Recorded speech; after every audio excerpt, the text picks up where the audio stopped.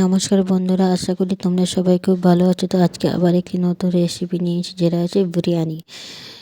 তো কিভাবে আমরা বাড়িতে বিরিয়ানি বানাই চলো দেখে নেওয়া যাক যে কীভাবে বানাচ্ছি। তো প্রথমে আমি সমস্ত জিনিসগুলোকে কেটে রেডি করে নেবো, যেমন পেঁয়াজ, আদা, রসুন, লঙ্কা, এগুলোকে সমস্তগুলোকে রেডি করে নেব। লঙ্কাগুলোকে লম্বা লম্বা চিড়ে নিয়েছি, আর এখানে টমেটো কেটে নিয়েছি। আর সব রেডি হয়ে যাওয়ার পর কড়াই বসিয়ে দিয়েছি, আর এখানে কড়াইতে সাদা তেল দিয়ে পেঁয়াজগুলোকে ভালো মতন লাল লাল মতন ভেজে নিয়ে একটা জায়গাতে রেখে নেব।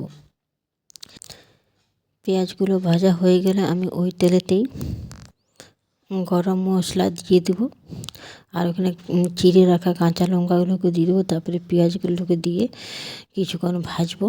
পেঁয়াজগুলো ভাজা হওয়ার পরে এখানে আদা রসুনের পেস্টটা দিয়ে কিছুক্ষণ নাড়াচাড়া করব। তারপরে এখানে দিয়ে দেবো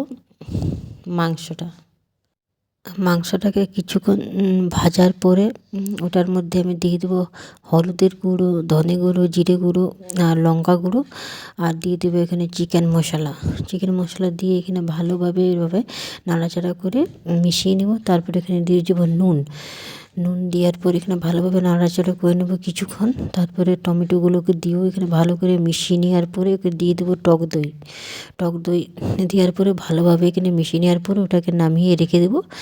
আর এখানে আমি একটা পাত্র বসিয়ে দেবো, পাত্রের মধ্যে জল, একটা তেজপাতা আর গরম মশলাটা দিয়ে উপর থেকে হালকা সাদা তেল দিয়ে যখন জলটা গরম হয়ে যাওয়ার পর ওখানে আমি চালগুলো দিয়ে দেবো ধুয়ে নিয়ে।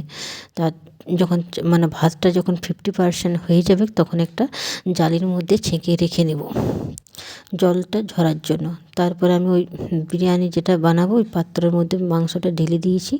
তারপরে ওখানে ভাতগুলো দিয়ে ওপর থেকে পেঁয়াজটাকে তেমনিভাবে ছড়িয়ে দিয়ে বিরিয়ানি মশলা দিয়ে দেবো। আর একটা তাওয়ার ওপরে বিরিয়ানির পাত্রটা বসিয়ে দিয়ে বাইরে থেকে আটা এরকমভাবে আটা দিয়ে একদম সিল করে দেবো, যাতে হাওয়াটা না বাড়ে। এটা 1 ঘন্টার মতন আমি রেখে দেবো। 1 ঘন্টা পর দেখব। 1 ঘন্টা পর আটাটাকে ছাড়িয়ে নিয়ে দেখিয়ে দিচ্ছি যে বিরিয়ানিটি ঠিক কেমন হয়েছে। বিরিয়ানিটি খুব সুন্দর হয়েছে, খেতেও খুব টেস্টি হয়েছে। তো এটা বাসমতি চাল নয়, বাসমতি একটু ছোটো চালটা ওঠে, আর খেতেও খুব টেস্ট লাগে চালটার।